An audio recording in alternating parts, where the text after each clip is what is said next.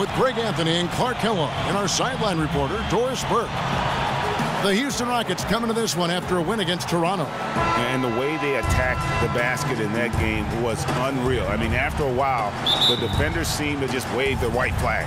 Yeah, like you said, I mean, that's what will happen when a team continues to attack the basket and come away with layups. The defense tends to get demoralized and deflated.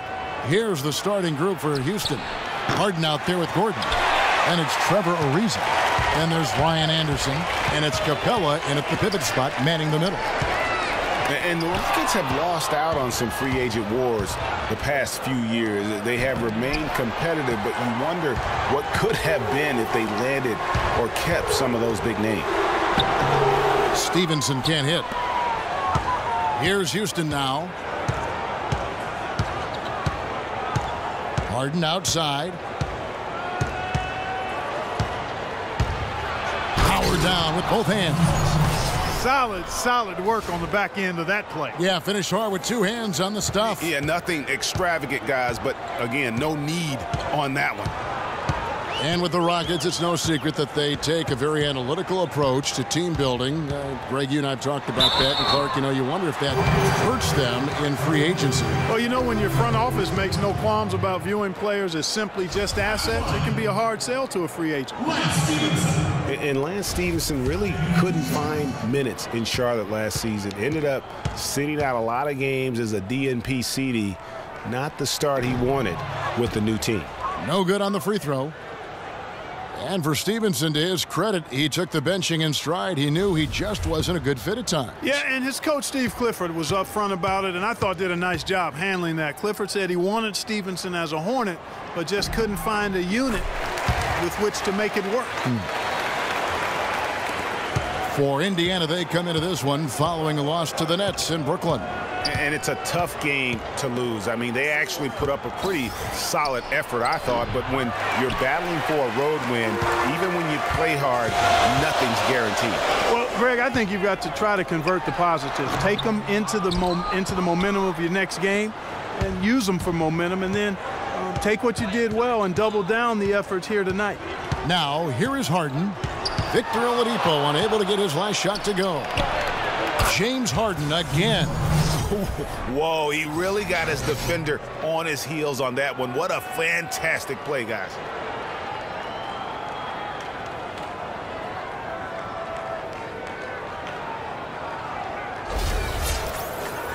Just over a minute and a half played here in this one. Now Collison. 11 points for him in that last game against the Nets in Brooklyn. And also 3 steals. So he showed some grit and determination on the defensive side. And, you know, it took them a while to get going, but they finally connected now on their 4th shot of the game. Harden dishes to Anderson. Gordon inside. Guarded by Oladipo. They get it back. Capella kicks to Anderson. Second shot opportunity, and that one's good. Yeah, it's just a smart shot, taking advantage of the mismatch. Well, with a stroke like that and the height advantage as well, the mid-range J is almost a gimme. And he gets it to go. Really crisp, intelligent passing to make that basket possible. Harden kicks to Ariza. Inside.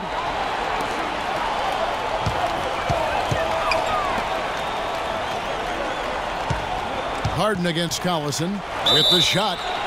And foul called as he misses. He'll go to the line and shoot 2. It's on Darren Collison.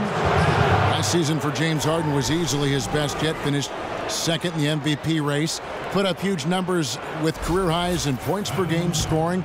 Greg at more than 27 a game. And also carried that Rockets team that dealt with a plethora of injuries, mainly to Dwight Howard. And second in the league in scoring, I mean, narrowly losing out to Russell Westbrook, who just went on a tremendous tear the second half of the season, and then also finished runner-up in the MVP race. Harden hits them both. And for Harden coming in second in the MVP race, he had a lot of first-place votes, and nobody knew if he or Curry would win the award. In most other seasons, he would have won the MVP. Defensively, that possession better not start a trend because they just handed him 2 points. Gordon, the pass to Anderson. There's the triple. His second shot goes in, off to a good start, 2 for 2.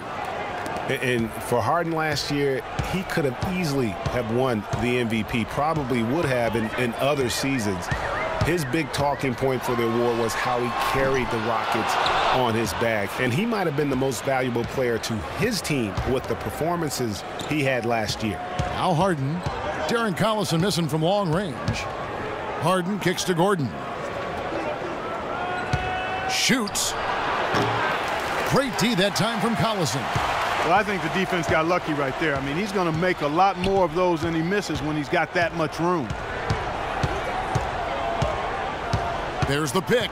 Oladipo outside. No good with the triple. Kevin, I didn't like that defensive effort at all, but they're lucky he missed it. Yeah, you hope that's not indicative of the type of D they're going to play, because if they do, they're going to have struggles with him tonight. And you know, guys, Eric Gordon was an unbelievable three-point shooter last season. 45% from behind the arc. The first time he's been over 40% in his career. You know, we were talking about Eric Gordon. He's always had great range, but not always the great shot selection. You know, and that's a great point, because, you know, we see now that he's starting to mature, starting to value every possession, and that's good news for the rest of that team. Al Jefferson, he's checked in for Indiana. Robinson comes in for Lance Stevenson. Really unfortunate for Eric Gordon that an assortment of injuries have really derailed his career. A few years back, he looked like he'd be an absolute star. Once a 22 points a game score, was down to 13 a game last season. Indiana again missing. And honestly, not real happy with the shot selection on that one. Yeah, clearly a brain fade there. He's got to be a little smarter in his choice making. Now, here is Harden. He's coming off a 22-point game against Toronto. And also, his assist total tells you about the job he did of keeping his head up and keeping his teammates involved. Yeah, on the topic of Eric Gordon, one would think he's still young and talented enough to be a difference maker with any team. He just has to stay healthy. That really is the bottom line. He's got to keep his health. Kevin, the truth is, though he's had a number of injuries, they've all been different. It isn't one chronic thing. So with a little good luck, we could see him shine once more. Catching up on the changes now for Indiana. Bogdanovich, he's checked in for Victor Oladipo, and it's Joseph in for Darren Collison. And the shot is good. He's got unusual height for the shooting guard spot, and it definitely came in handy on that play. Harden kicks to Nene.